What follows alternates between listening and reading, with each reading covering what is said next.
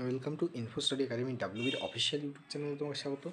যেখানে একটা ছোট্ট আপডেট উঠে এসেছে যে তোমাদের কিন্তু টেন্টেটিভ ডেট অফ এক্সামিনেশন যেটা আছে সেটা কিন্তু তোমাদের 20/5/2025 এটা এখন শো করছে। ঠিক আছে, মানে তোমার এই মাসের 20 তারিখে শো করছে, 25 তারিখে শো করছে যে 25/5/2025, এবং যে তোমাদের যে টেন্টেটিভ এক্সামিনেশান ডেট 25/5/2025 শো করছে, এবং tentative date to start online application will be announce shortly. মানে একটা জিনিস ভেবে জাস্ট অবাক লাগছে যে 25 তারিখে পরীক্ষা, এখনও ফর্ম ফিল আপই শুরু হয়নি। মানে এই মাসের 25 তারিখে পরীক্ষা, কিন্তু এখনও ফর্ম ফিল আপই শুরু হয়নি।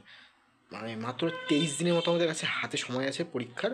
তার মধ্যে কীভাবে কী বোর্ড কমপ্লিট করবে পুরো প্রসেসটাকে বোঝাই যাচ্ছে না কীভাবে হবে। 23 দিনের মধ্যে কীভাবে কমপ্লিট করবে আমরা জাস্ট দেখতে চাই যে ফার্দার প্রসেসগুলো কীভাবে কমপ্লিট হচ্ছে। কারণ শুধু ফর্ম ফিল আপ শুরু হলে হবে না, ফর্ম ফিল আপের প্রসেসটা প্রায় 1 মাস ধরে যেখানে চলে সেখানে কতটা কমাচ্ছে ডাব্লিউবিজি বোর্ড সেটা দেখা যাক।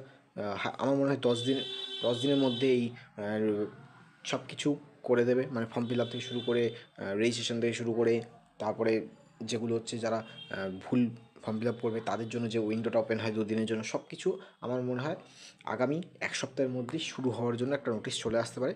কারণ আর 23 দিন আছে মাত্র পরীক্ষার, মাত্র 23 দিন, আর এখনও ফর্ম ফিল আপ শুরু হয়নি।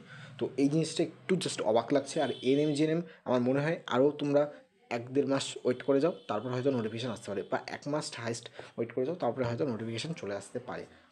যদি এই যে ফর্ম ফিল আপটা, এই জেনপাস ইউজির ফর্ম ফিল আপ শেষ হওয়ার 7 দিনের পরেই এনএম জেএনএমের হয়তো নোটিফিকেশান দিয়ে দিতে পারে ফর্ম ফিল আপে। কারণ অলরেডি যেহেতু জেনপাস ইউজি এতটা দেরি হয়ে গেছে। আজকের ভিডিওটা পর্যন্তই। কোনো রকম ডাউট থাকলে আমাকে কমেন্ট সেকশনে অবশ্যই জিজ্ঞেস করো।